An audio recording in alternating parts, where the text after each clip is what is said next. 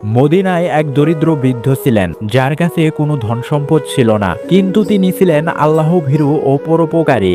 একদিন রমজানের সময় এক তরুণ বাজার থেকে কিছু খেজুর কিনে ফিরছিল।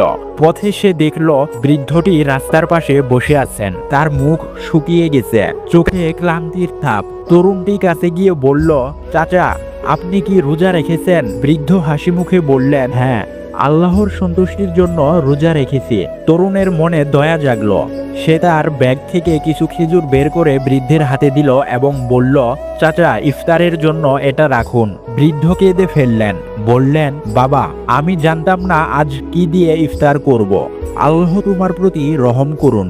রাতে তরুণ যখন মসজিদে গেল, তখন রাসূলুল্লাহ সাল্লাল্লাহু আলাইহি ওয়াসাল্লাম বললেন, যে ব্যক্তি কোনো রোজাদারকে ইফতার করাবে সে তার সমান সওয়াব পাবে, তবে রোজাদারের সওয়াব কমবে না। তরুণ বুঝতে পারল সে হয়তো ছোট একটি দান করেছে, কিন্তু আল্লাহর কাছে তার প্রতিদান অনেক বড়। রোজা শুধু নিজের জন্য নয়, বরং অন্যদের সাহায্য করাও শিক্ষা দেয়। অল্প কিছু দানও আল্লাহর দরবারে অনেক বড় হতে পারে। যে ব্যক্তি রোজাদারকে ইফতার করাবে সে অনেক সওয়াব লাভ করবে।